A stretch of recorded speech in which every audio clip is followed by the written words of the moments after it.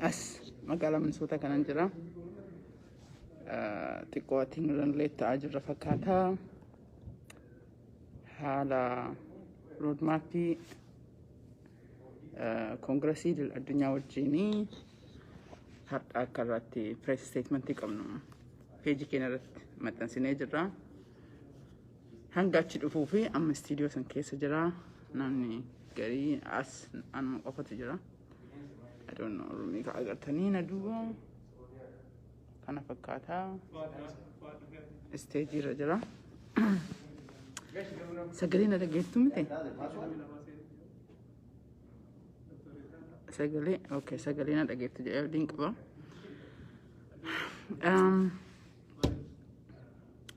Akka dhiyeenya kana miidiyaa irra na dhabdanii namoonni hedduu na gaafatanii argaan quba qabaa hedduu galatoomaa mabaddee kanaan jettanii.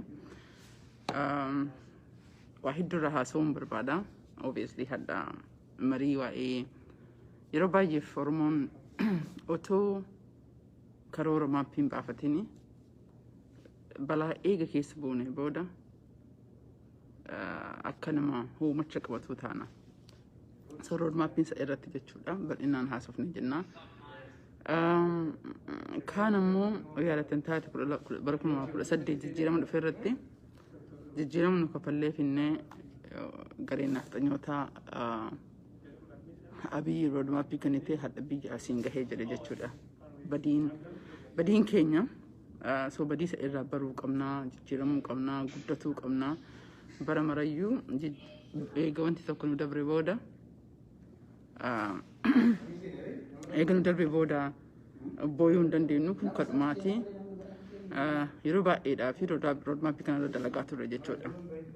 Beektonni as keessa jiran beektota gama adda addaa irraa walitti dhufanii diversity Oromoo kan eegee bahaa fi dhihaa kaabaa fi kibbaadha.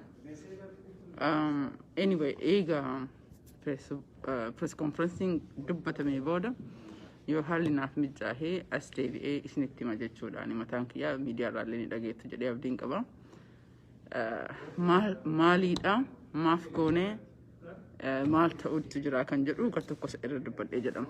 Gara kaaniin ammoo hin beektanii waa'ee advocacy irra dalagee jedhama.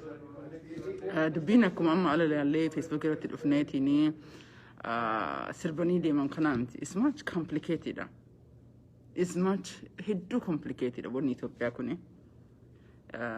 Itti aanaa special envoy ka Horn of Africa Jaffrey Faltman ka beektan suni. Ji'a shaniin dura maal jedhee dubbatee Oromoon Itoophiyaadhaa fi parsantii 60 jedhe. Sammuu keenya keessa qabadhaa. Oromoon Itoophiyaadhaa fi parsantii 60. Oromoon Itoophiyaa fi parsantii 60 yoo ta'e nama 10 keessa namni 6 Oromoodha Itoophiyaa keessatti jechuudha. Nama 10 keessa namni 6 Oromoodha. Wanti kana isin kaasaa jiruu fi yeroo baay'ee gaafii adda addaa irratti jimaatuma kana warra garee looyartoota mootummaa Ameerikaa hojii dalaguu wajjin walgeenya haasaa turre maaliif Oromoon sagalee dhabdee eega rakkoon isin jette kun jiraatee jedhee maafi intentionally mootummaan Ameerikaa sagalee Oromoo dubbachuu dadhabe kan jedhu irratti haasaan kun waan dhufeef isin dubbataa jira cinaaraan jechuudha. Akka naafillee haarawaa ta'e jechuudha. Anyway, Oromoon namni 10 keessa Itoophiyaa keessa kan jiru yoo xiqqaate namni 6 yookaan namni 7 because gosti gariini yoo laalta naannoo Amaaraa keessatti Walloo Goojjam keessa jiru Oromoo guddatee jira. Somaalee keessa akkasi. Beenishaangul Gumuz keessatti akkasi. Oromoon karaa saba biraatti kalaqahamee jechuudha. Nevertheless, yoo xiqqaate Oromoon Itoophiyaa keessatti namni 10 keessa namni 6 Oromoo. Akkamitti parsantii lakkoofsa uummanni agar qabu boo'icha sagalee dhabee jedha. Hayi akkam hooyyaadha gaarii. Dhiifama.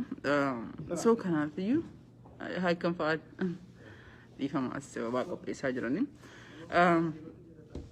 So maafi sagalee dhabne lammatarroo warri Tigree kun kakalee mootummaan akkasii dhahee jedhe.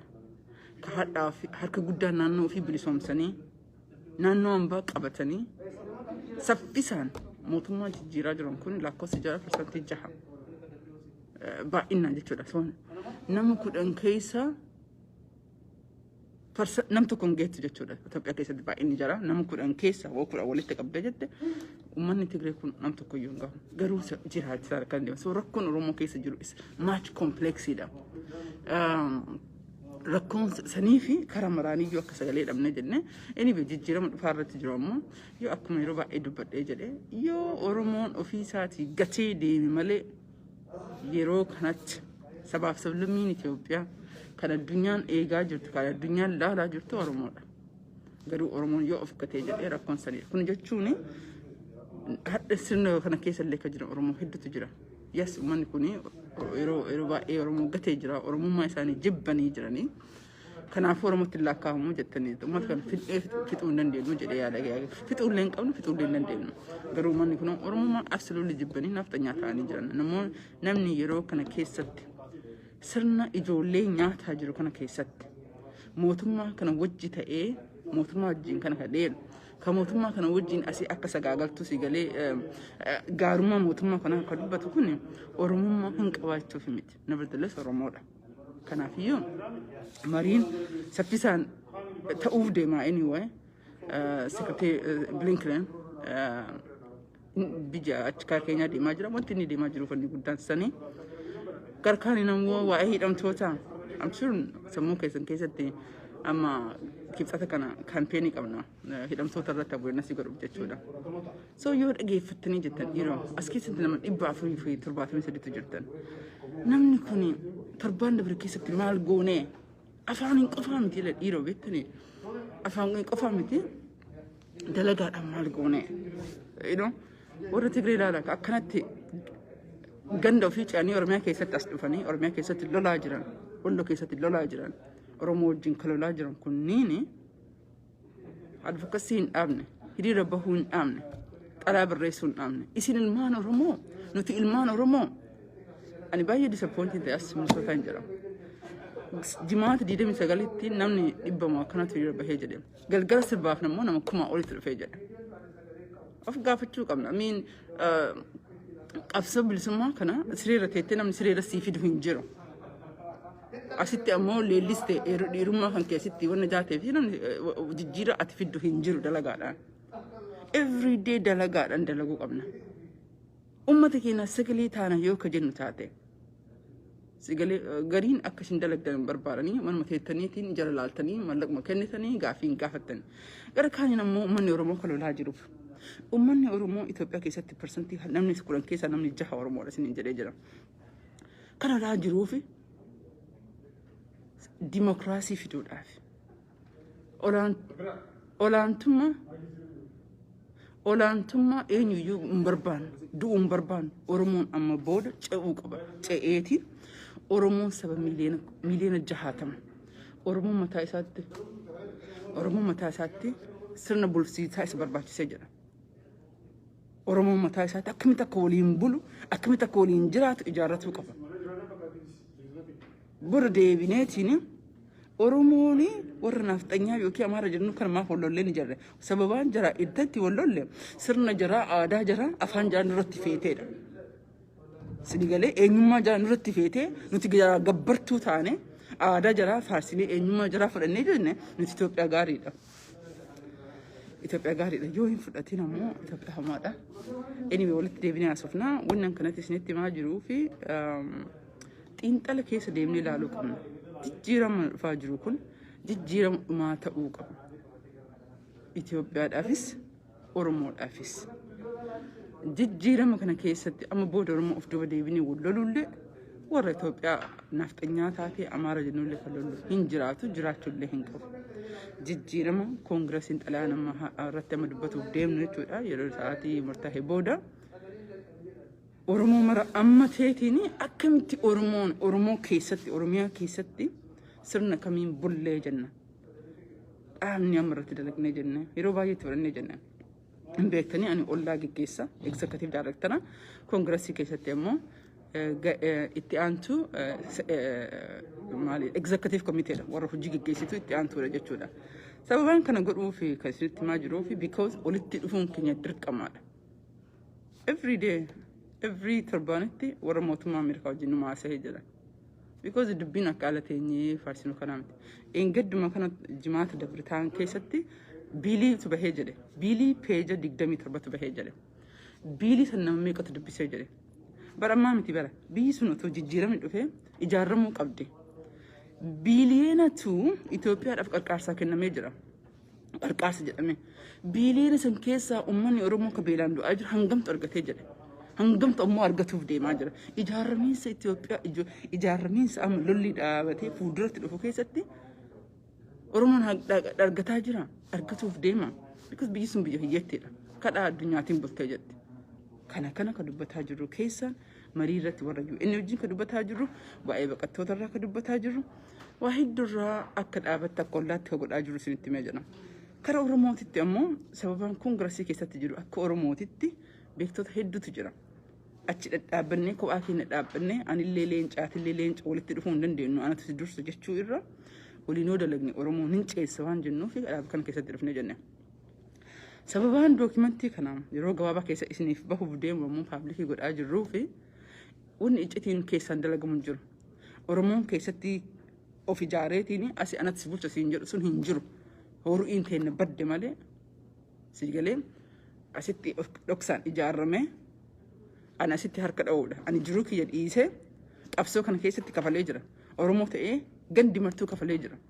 Qabsoo hadhaa kanaa miti waggaa 50 hadhaa maqaa warroonni maqaan irraa hin beekne warroonni seenaan jiraa dagataman hedduutu kafalee jira qabsoo Oromoo kana keessatti.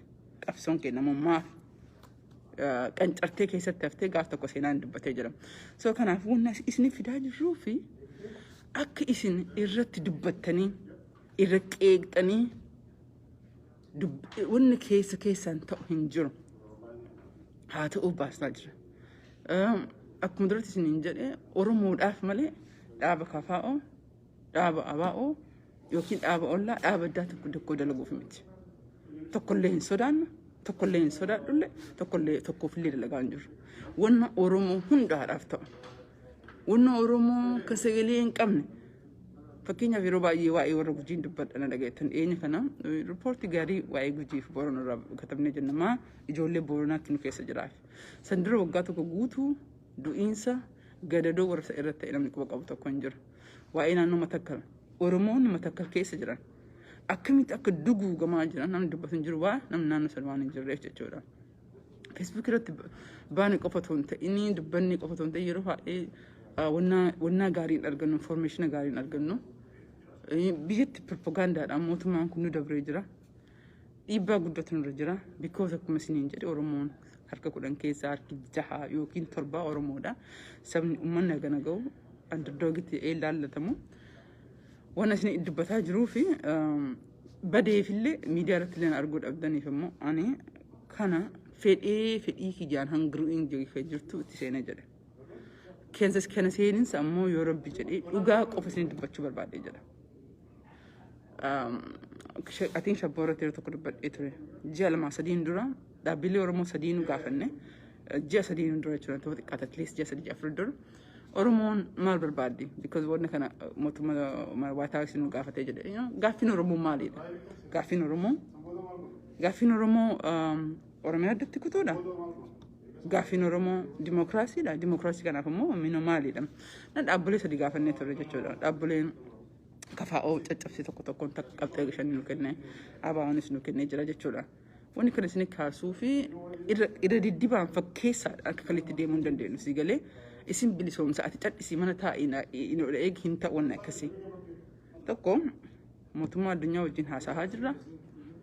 Oromoon akka baay'ina isaatiin harka 60 sirna san keessatti miidhamee jira. Oromoon jijjiiramni dhufu kun ammoo Oromoo hundaaf ta'uu qaba. Hanga nu as jirru jechuudha isin barbaadeetii fi kana keessatti ammoo uummanni Oromoo bal'aan itti hirmaachuu qaba. Kanaafuu yeroo kana keessatti sirna nafxanyaa kana ofirraa jigsuu fi Oromoonni martuu waan dalaguu fi waa'ee waraanaan dubbadhu isiniin jedhee jira openly obviously. Amma garuu mootummaan Ameerikaa mataa isiititti namichi kun akka maraate waan gartee fi they are lenient taatee jirtu dubbanne illee homaa rakkoo hin qabu jechuun nuun haasa'anii xiqqoo wayyaa qaban jechuudha. Kanaaf iyyuu kan inni dubbadhu barbaadee jedhe Oromoo martinuu gandi martinuu yeroo kana keessatti qabsoo kana keessatti hirmaattanii qabsoo kana keessatti shaffisaan bakka jijjiirama fiduu qabdan ganda keessan bilisoomsuu qabdan wanna walli gootan ijoollee walloo wanna godhaa jirtu argaa jirtan saffisaan hangasitti uummanni walloo lafarraa ka'eetiin mootummaa kana akka jijjiirama fide abaa obbo wajjin wal ta'e isinillee ganda keessanitti mana keessan ganda keessan bilisoomsuu qabdanii jedha. Anyway, but innani kana duuba jirtan kana I think wanna I don't know what it's called logo WOCT saamtay bodan dhufa isinillee hopefully torbee kana keessa akka gaarii as deebi'ee waliin mari'anna akka jawaab diin qaba. Caccabsinee dhugaa dubbachuu qabna. Sirna tokko sirna naftanyaa buqqisnee sirna biraa ijaaruu fi miti. Sirni kun ammoo buqqa'uu qaba. Buqqa'insa keessaallee amma buqqa'uu qaba. Amma walloo keessatti akkatti nama boombii fixaa jiran. Beelli naannoo baala keessatti akkatti deemaa jiru. Harargee keessatti akka deemaa jiru. Wallaga keessatti akkatti amaara as ceetee nama kenna qaqqalaa jirtu. Ganda hedduu qaqqabattee akka godhaa jirtu. Namni dubbataa hin jiru. Nuti ammoo manatti gallee cadhisnee teennee jirra. Mana keessa waan dalagnutu jira. Shifxata kana Twiiterii kaampeenii irratti hirmaadhaa jedha. Facebook irratti sitti odeessineef jiran dhufan jiru. Keessaan teennee everyday xalaa akka barreessinuuf everyday akka walgahii irra teennuuf akka sagalee uummata Oromoo ta'uu fi kanaafiyyuu hedduu galatoomaa warra daawwattanii yoo haalnaaf mijaa'ee jedhee akkuma isin jee qabxiilee kaawwatee ibseen dhufa. Ammaa fi leetii waan taaneef agasiif isin dubbisa jedhee dhufee sagalee keenya dhageettan jedhee hawwiin qabaa fayyaa naa ta'aa galatoomaa isin jedha.